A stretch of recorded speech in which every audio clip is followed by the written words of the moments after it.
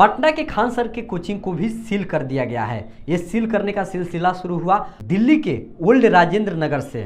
वहां पे एक बेसमेंट में 3 IAS के अभ्यर्थी का मृत्यु हो गया। कारण ये था कि अचानक बेसमेंट में पानी भर गए और बच्चे भागने की कोशिश किए, लेकिन वो भाग नहीं पाए, जिसके कारण 3, एक 23 वर्ष, एक 25 वर्ष और एक 28 वर्ष के IAS के अभ्यर्थी का मृत्यु हो गया। जो कि बेसमेंट में लाइब्रेरी या क्लास चलाने का अनुमति नहीं होता है, और ऐसे सैकड़ों लाइब्रेरी और कोचिंग ऐसे ही अवैध रूप से चल रहे थे। दिल्ली में लगातार कोचिंग को सील किए जा रहे हैं और पटना में भी खान सर के कोचिंग को सील कर दिया गया है। खान सर पढ़ा रहे थे और पटना के SDM साहब एकाएक क्लास में प्रवेश करते हैं तो देखते हैं कि बिहार कोचिंग रेगुलेशन एक्ट के जो नियम कानून होते हैं, जो कोचिंग्स पर लागू होते हैं, उसका पालन खान सर नहीं कर रहे थे।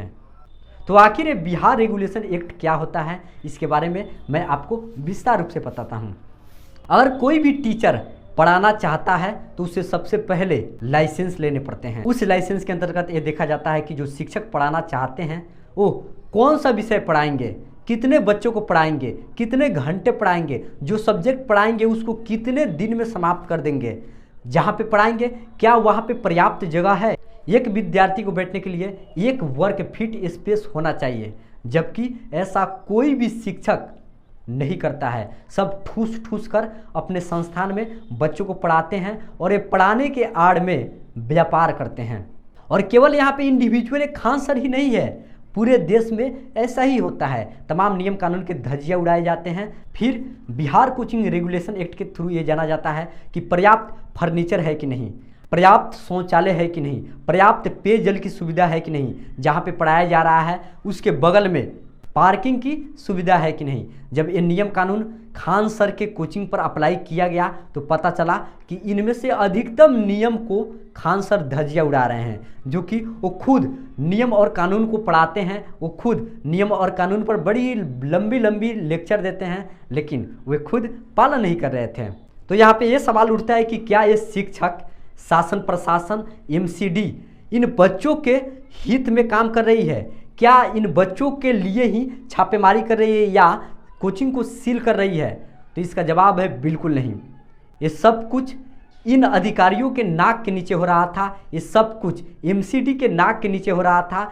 ऐसे क्लास का संचालन एकाएक नहीं हो रहा था, पिछले कई वर्षों से ऐसे क्लास का संचालन हो रहा था और ये सब कुछ शासन प्रशासन जान रहे थे। लेकिन 3 IAS के अभ्यर्थियों के मौत के बाद ये तमाम अधिकारियों का नींद खुला है, शासन प्रशासन का नींद खुला है। और ऐसा ही ये 4 से 5 दिन चलेगा। फिर पहले जिस तरह क्लासेज संचालित होती थी वैसे ही होंगी। फिर ये शिक्षक ठूस ठूस कर बच्चों को पढ़ाएंगे, खूब पैसा उगाएंगे और टीचिंग के आड़ में आकर ये व्यापार करेंगे, माले माल होंगे। और सालों बाद ऐसे ही फिर घटना घटेगी तो फिर से शासन प्रशासन और जो भी MCD के अधिकारी है उनका आंख खुलेगा। शिक्षकों को सिर्फ पैसा कमाना है। खैर, आप इस घटना के बारे में क्या सोचते हैं, आपकी राय क्या है, कमेंट बॉक्स में अपनी राय जरूर डाल दें। और ऐसे ही वीडियोस देखने के लिए बने रहे चंपारण टाइम्स के साथ। शुक्रिया, नमस्कार।